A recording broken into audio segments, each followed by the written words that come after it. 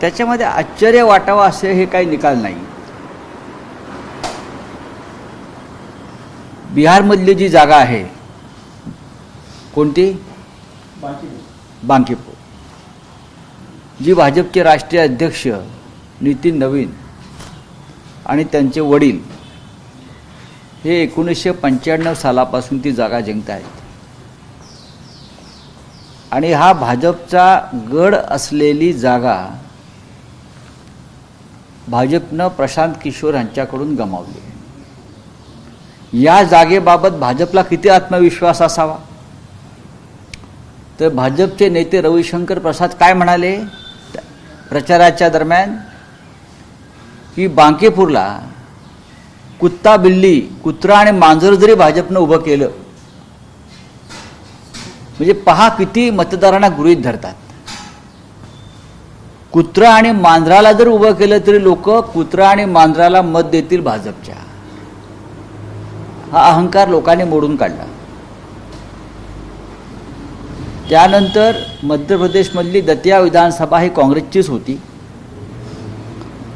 ती जिंकण्यासाठी भाजपनं साम दाम दंडभेदाचा वापर केला, पण काँग्रेसने ती जागा जिंकली. गुजरातमध्ये जागा जिंकली, त्यात काही विशेष नाही. या 3 पोटनिवडणुकाचे निकाल त्यातले 2 महत्त्वाचे आहेत. त्याच्यामुळे फार मोठी क्रांती झाली वगैरे असं म्हणणाऱ्यापैकी आम्ही नाही, किंवा ही मिनी सार्वत्रिक निवडणूक आहे, मिनी जनरल इलेक्शन असंही मी म्हणणार नाही. पण लोकांचा कल दिसतो आहे याच्यामध्ये. मोदींची किंवा भारतीय जनता पक्षाची लोकप्रियता किती खाली घसरली आहे हे तुमच्या बालेकिल्ल्यातल्या पराभवातून स्पष्ट दिसत आहे. विशेषतः बांकीपूरमध्ये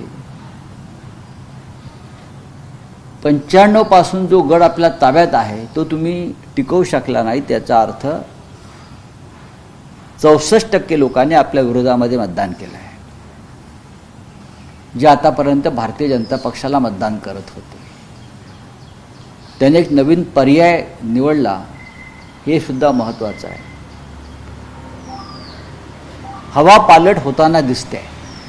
सर, पण लोक पारंपरिक पक्षाच्या ऐवजी अल्टरनेटिव्ह पक्ष बघतायत. हे कुठेतरी देशातील विरोधकांना देखील समजायचं. एक लक्षात घ्या की तामिळनाडूमध्ये हेच झालं आहे ना.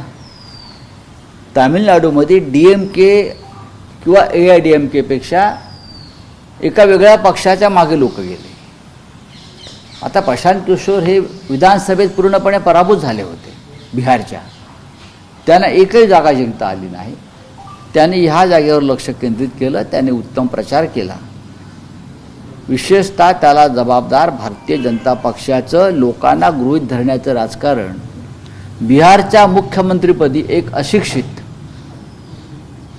गुन्हेगार प्रवृत्तीचा माणूस बेशक नेमून भारतीय जनता पक्षानं बिहारच्या मतदारांचा आणि जनतेचा अपमान केला. आम्ही कोणालाही नेमू शकतो. तेच त्यांनी पश्चिम बंगालमध्ये केलं. एक भ्रष्ट कॅमेरासमोर पैसे घेणारा आणि त्याची खिल्ली मोदींनी उडवली, त्याला पश्चिम बंगालमध्ये मुख्यमंत्री नेमलं. महाराष्ट्राच्या मंत्रिमंडळामध्ये अशा प्रकारचे अनेक गुन्हेगार आहेत.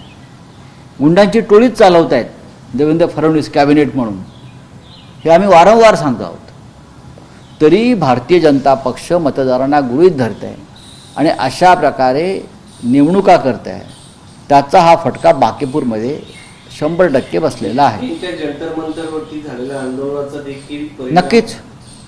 नक्कीच मी सांगतो ना, देशात सध्या जे वातावरण आहे, मी काय म्हणालो की मोदींची लोकप्रियता, भाजपची लोकप्रियता ही किती घसरली आहे त्याचं बांकीपूर हे उदाहरण आहे. जी जागा 95 पासून आपण सलग जिंकताय आणि भाजपचे राष्ट्रीय अध्यक्ष नितीन नवीन त्यांची रिक्त जागा जी त्याने आधी 40,000च्या फरकानं जिंकली जागा आहे. तुम्ही राष्ट्रीय अध्यक्षांची जागा जिंकू शकले नाहीत का? 3 गोष्टी आहेत. जंतर मंतरवरचं झेझीचं आंदोलन, राम मंदिराची लूट त्याच्यावरती आपण साधलेली चुप्पी आणि नितीन नवीन यांच्यासमोर त्यांच्या एका यात्रेमध्ये ज्या प्रकारे बजरंग बलीला नाचायला लावलं हनुमानाला आपण पाहिलं असेल, हे लोकांच्या हृदयापर्यंत भिडलेली गोष्ट आहे. तुम्ही हनुमानाला नाचायला लावता, तुम्ही राम मंदिर लुटता, तुम्ही जैनजींवर गोळ्या चालवता तरुणांवर. या सगळ्या गोष्टींचा एक परिणाम मतदारांवरती होत असतो आणि बिहारची जी जनता आहे त्यांच्या DNA मध्ये, त्यांच्या मातीमध्ये पॉलिटिक्स आहे.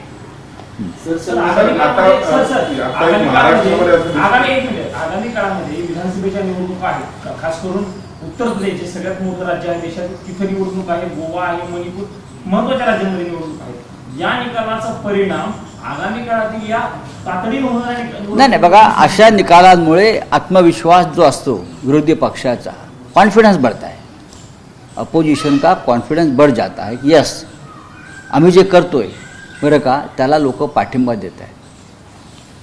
पोटनिवडणुकांचा जर आपण इतिहास पाहिलात तर आपण बघितलं असेल की अलाहाबादच्या पोटनिवडणुकीमध्ये त्यावेळेला VP सिंग जिंकले, काँग्रेसचा पराभव केला आणि तिथून काँग्रेसच्या पतनाला सुरुवात झाली. अलाहाबाद पोटनिवडणूक VP सिंग जिंकले, पोटनिवडणूक अलाहाबाद. त्यानंतर गोरखपूरची पोटनिवडणूक भारतीय जनता पक्ष हारली. फुलपूरची पोटनिवडणूक भारतीय जनता पक्ष हारली, भाजपच्या जागा. त्याच्या अशा निकालांमुळे विरोधी पक्षाचा आत्मविश्वास वाढतो आणि ते अधिक जोमानं आपल्या कामाला लागतात.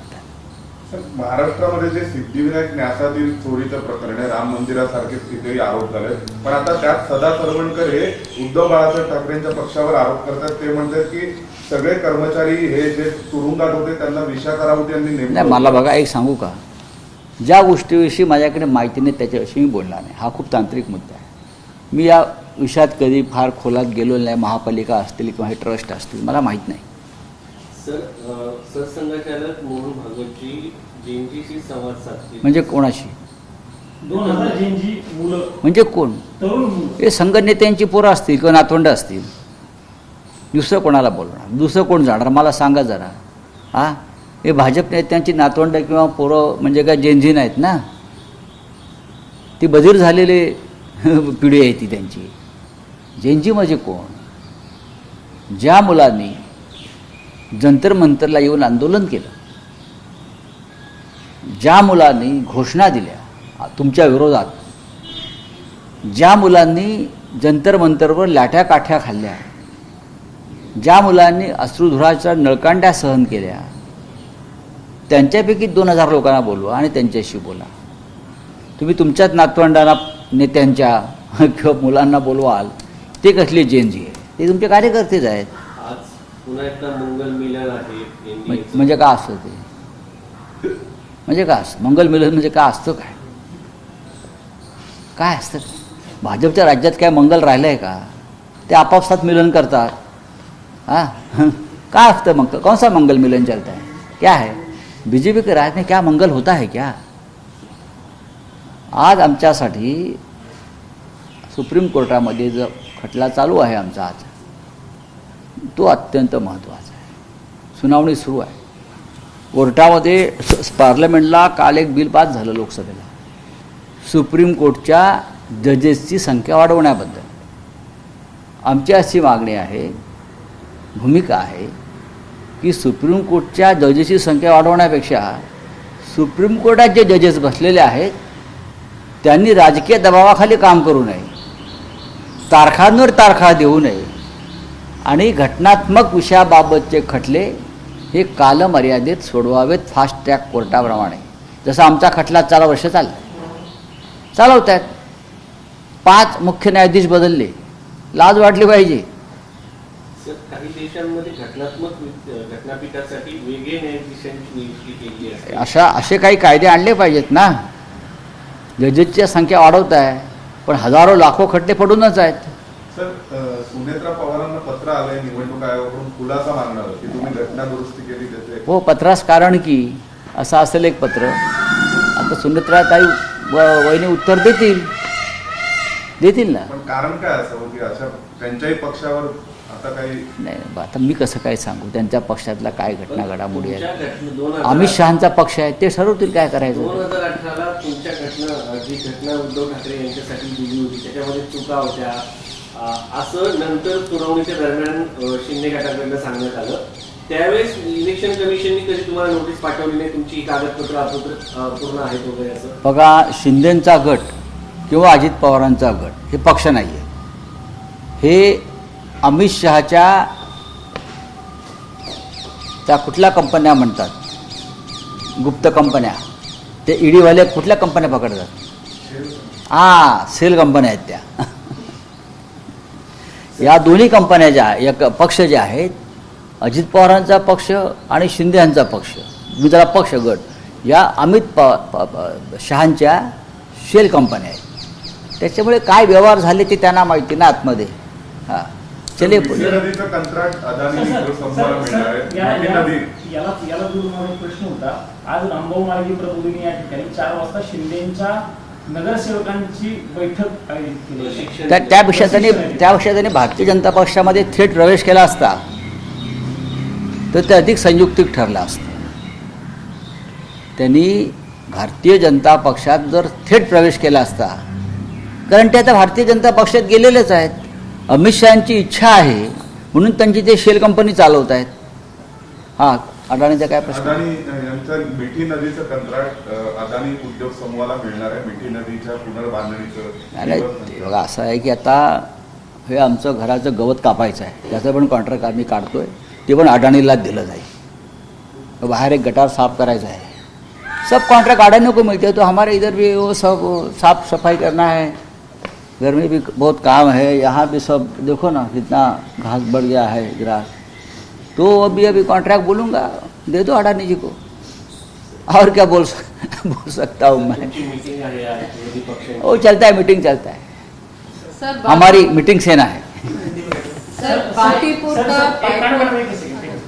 बीडमध्ये ज्यावेळी सुनेत्रा पवार परवा दिवशी गेल्या होत्या आता बघ मला कसं काय तुम्ही बीडच्या गोष्टी काय मला माहिती आहे मला सांग जरा. काँग्रेसने त्यांना भुंगी गुडिया वगैरे अशी बोलो ना.